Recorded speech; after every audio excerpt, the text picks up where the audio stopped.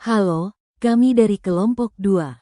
Pada kesempatan ini, kami akan menjelaskan mengenai konsep distribusi sampling dan Central Limit Theorem atau CLT.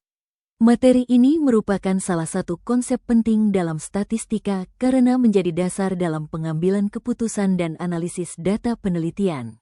Distribusi sampling adalah distribusi probabilitas dari suatu statistik sampel yang diperoleh dari banyak sampel yang diambil dari populasi yang sama. Statistik yang dapat digunakan antara lain rata-rata atau mean, proporsi, dan varians. Sederhananya, jika kita mengambil banyak sampel dari suatu populasi dan menghitung statistiknya, maka kumpulan statistik tersebut akan membentuk distribusi sampling. Sebelum memahami distribusi sampling, kita perlu mengetahui perbedaan antara populasi dan sampel.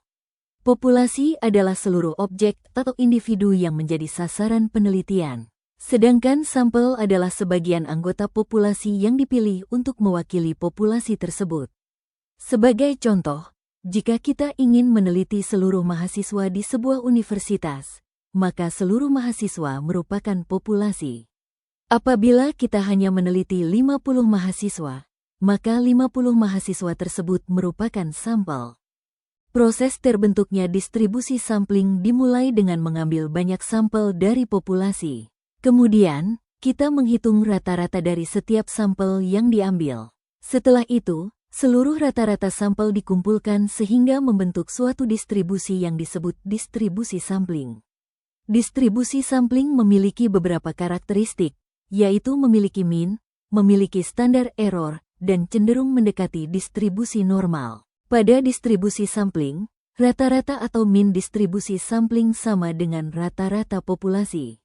Sedangkan standar error merupakan ukuran yang menunjukkan seberapa besar penyebaran rata-rata sampel terhadap rata-rata populasi. Semakin besar ukuran sampel, maka standar error akan semakin kecil sehingga estimasi menjadi lebih akurat. Central Limit Theorem atau teorema limit pusat menyatakan bahwa distribusi rata-rata sampel akan mendekati distribusi normal meskipun populasi asalnya tidak berdistribusi normal, asalkan ukuran sampel cukup besar. Teorema ini merupakan dasar penting dalam statistika inferensial karena memungkinkan peneliti melakukan analisis menggunakan distribusi normal. Terdapat beberapa syarat penting dalam Central Limit Theorem. Pertama, sampel harus diambil secara acak. Kedua, sampel harus independen atau tidak saling memengaruhi. Ketiga, ukuran sampel harus cukup besar. Jika syarat-syarat tersebut terpenuhi, maka distribusi rata-rata sampel akan mendekati distribusi normal. Oleh karena itu, CLT sangat penting dalam uji hipotesis, estimasi parameter, dan statistika inferensial. Sebagai ilustrasi, misalkan kita ingin mengetahui rata-rata tinggi badan mahasiswa. Kita mengambil banyak kelompok mahasiswa secara acak dan menghitung rata-rata tinggi badan pada setiap kelompok.